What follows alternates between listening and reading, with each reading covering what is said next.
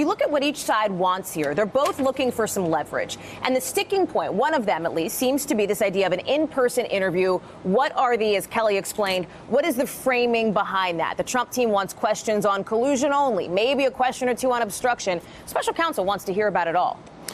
Yeah, I think Rudy Giuliani is trying to figure out a way to drum up some leverage, because ordinarily the witness or the defendant or the target or the subject does not have the leverage. Right. The prosecutor does.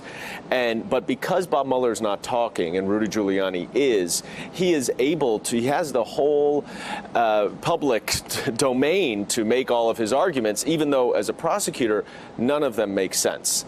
Start with the perjury trap.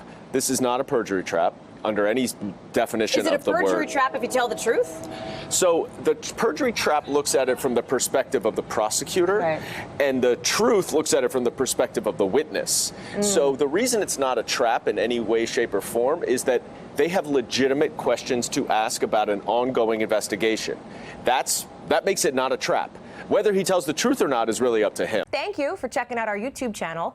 Why don't you subscribe? It's really easy. Just click on that button down there. And for more news from MSNBC, click on any of these videos here for the latest interviews and highlights. You can get more videos from MSNBC with our newsletters. Head over to msnbc.com/newsletters to sign up.